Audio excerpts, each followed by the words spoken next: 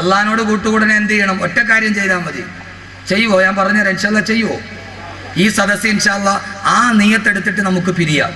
അള്ളാഹ് നമ്മളോട് കൂട്ടുകൂടും. ഒറ്റ കാര്യം ചെയ്താൽ മതി. ചെയ്യുവോ?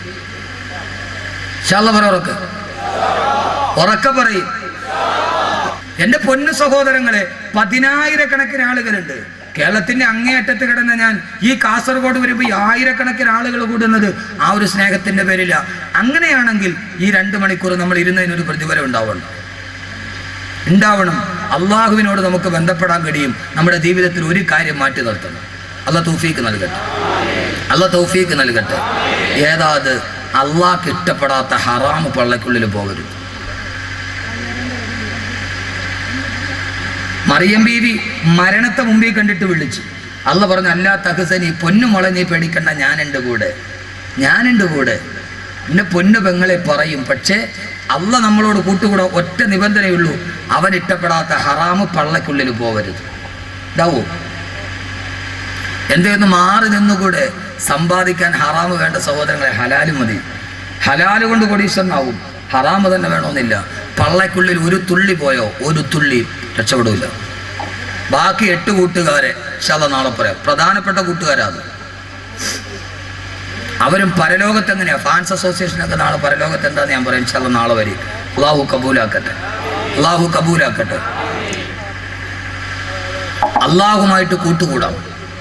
മാരക രോഗം വരട്ടെ, കണ്ണീരണിഞ്ഞ് ദുആ ചെയ്ത് അള്ളാഹ് സ്വീകരിക്കും. പക്ഷേ അള്ളാഹ്ക്ക് ഇഷ്ടപ്പെടാത്ത ഹറാമ് ഒരു തുള്ളി പള്ളക്കുള്ളിൽ പോകാൻ പാടില്ല.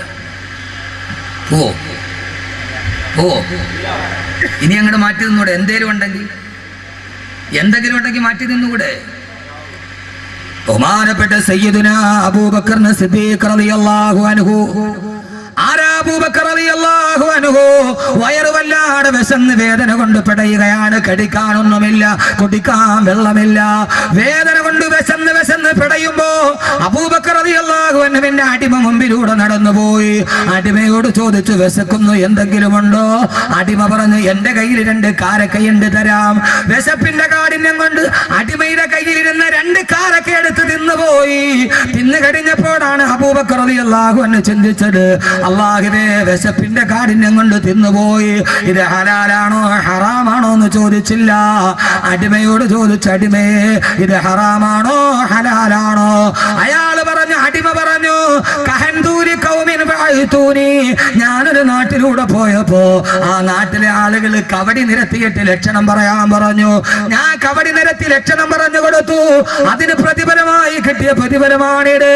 സഹോദരങ്ങളെ, ഇസ്ലാമികപരമായിട്ടത് ഹറാമല്ലേ? അബൂബക്കർ റളിയല്ലാഹു അൻഹു ഞെട്ടിപ്പോയി. അല്ലാഹുവേ, ഹറാമ് കടിച്ചല്ലോ അല്ലാ. ഒരു തുള്ളി പള്ളയിൽ പോയല്ലോ അല്ലാ. അബൂബക്കർ റളിയല്ലാഹു അൻഹു തന്റെ വിരലുകൾ തൊണ്ടക്കുടിയിലോട്ട് കുത്തിയിറക്കിയിട്ട് ഛർദിക്കാൻ തുടങ്ങി. ഛർദിച്ച് എല്ലാം വെളിയിലോട്ട് പോകുമ്പോ, എന്തിനാ കാസർഗോഡ് സഹോദരി വിശന്ന് വലഞ്ഞു നിന്നപ്പോ ഹറാമായ ഒരു കാരക്ക തിന്നതിന്റെ പേര് ഛർദിച്ച് അവസാനം രക്തം ഛർദിക്കാൻ തുടങ്ങി.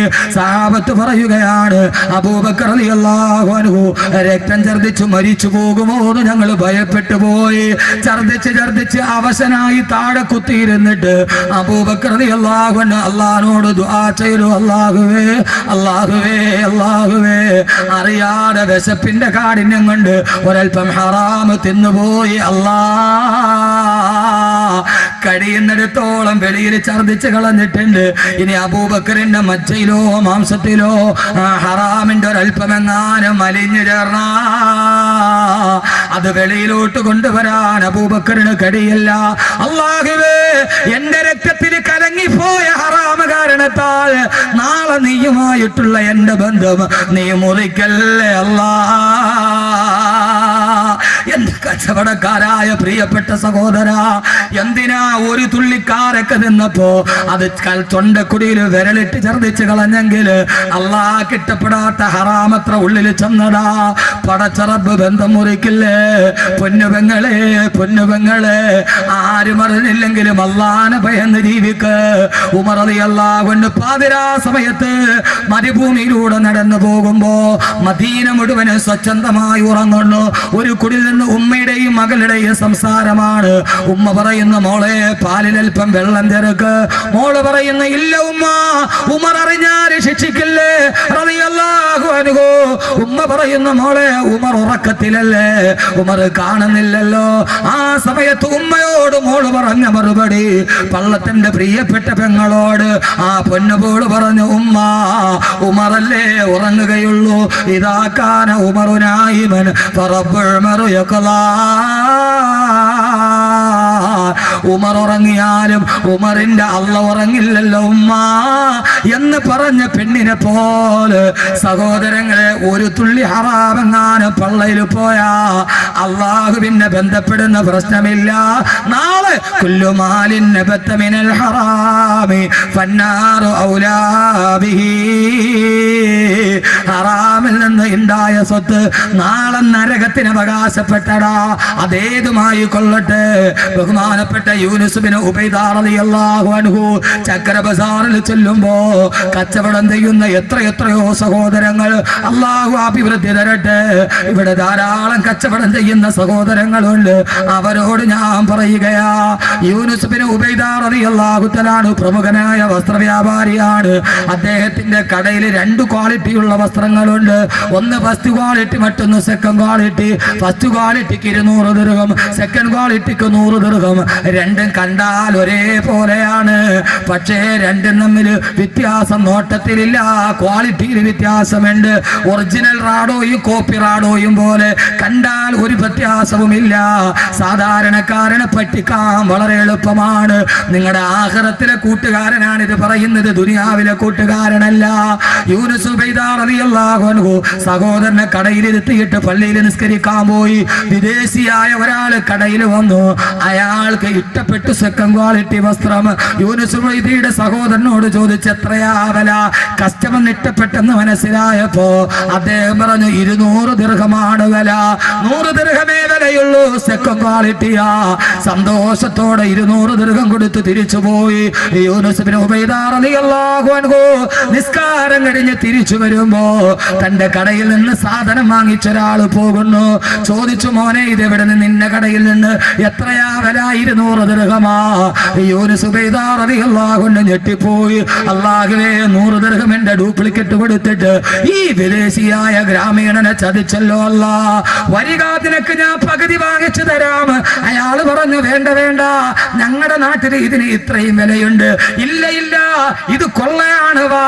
കടയിലോട്ട് പോയി സഹോദരനോട് പറഞ്ഞു 100 ദിർഹം തിരിച്ചു കൊടുക്ക്, 100 ദിർഹം തിരിച്ചു കൊടുക്ക്. അയാൾ വിഷമത്തോടെ തിരിച്ചു കൊടുത്തു. ഗ്രാമീണനായ വിദേശി അന്തം വിട്ടു നിന്നു. കടുത്തറപ്പൻ മത്സരത്തിന് പകരം പരോപകാര ത്വര പുലർത്തുന്ന കച്ചവടം കണ്ടപ്പോ അത്ഭുതത്തോടെ ഗ്രാമീണൻ നിന്നു. പോയി കഴിഞ്ഞപ്പോൾ സഹോദരൻ യൂനുസ് ബിൻ ഉബൈദയും തമ്മിൽ വഴക്കായി. സഹോദരൻ പറഞ്ഞ് അയാൾ ഇഷ്ടപ്പെട്ട് പൊരുത്തത്തോടെ തന്നതാണ്, അതുകൊണ്ടല്ലേ ഞാൻ വാങ്ങിച്ചത്.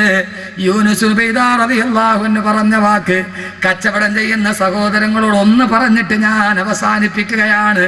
യൂനുസ് ഉബൈദ റളിയല്ലാഹു അൻഹു പറഞ്ഞു, മോനെ, നീ ഒരു കച്ചവടം ചെയ്തപ്പോ നിന്റെ തൃപ്തിയും പരിഗണിച്ചു, വാങ്ങാമെന്നവന്റെ തൃപ്തിയും പരിഗണിച്ചു.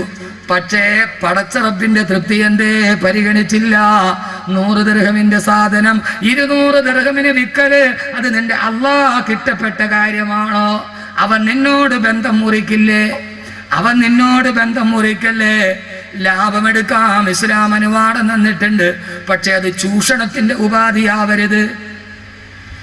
അള്ളാഹുവിന് ഇഷ്ടപ്പെടാത്തത് ജീവിതത്തിൽ ചെയ്യരുത്. അള്ളാഹു നമ്മളോടുള്ള ബന്ധം മുറിച്ചു കളയും. അതുകൊണ്ട് അള്ളാഹിനെ കൂട്ടുകാരനാക്കി നല്ലത് മാത്രം ചെയ്യുക, നല്ലതിനെ കുറിച്ച് ചിന്തിക്കുക. അള്ളാഹു നമ്മളെ നല്ലവരാക്കി തീർക്കുമാറാകട്ടെ. അള്ളാഹ് ഇഷ്ടപ്പെട്ടത് ചെയ്യാവൂ. അള്ളാഹു തൗഫീക്ക് നൽകട്ടെ, അള്ളാഹു തൗഫീക്ക് നൽകട്ടെ. അള്ളാഹ് ഇഷ്ടപ്പെടാത്ത ഹറാമിന്റെ ഒരു തുള്ളി പള്ളയിൽ പോകരുത്. ബാക്കി 8 കൂട്ടുകാർ, ആ കൂട്ടുകാർ പരലോകവും ആ കൂട്ടുകാർ സ്വർഗവും. അത് പറഞ്ഞ് നമുക്ക് നാളെ നല്ല കൂട്ടുകാരായി അവസാനിപ്പിക്കാം. അല്ലാഹു തൗഫീക്ക് നൽകട്ടെ. അൽഹംദുലില്ലാഹി അൽഹംദുലില്ലാഹി റബ്ബിൽ ആലമീൻ. اللهم صل على سيدنا محمد وعلى آل سيدنا ومولانا محمد. ربنا ظلمنا أنفسنا وإن لم تغفر لنا وترحمنا لنكونن من الخاسرين. ربنا ظلمنا أنفسنا ظلما كثيرا كبيرا لا يغفر الذنوب إلا أنت فاغفر لنا مغفرة من عندك وارحمنا إنك أنت الغفور الرحيم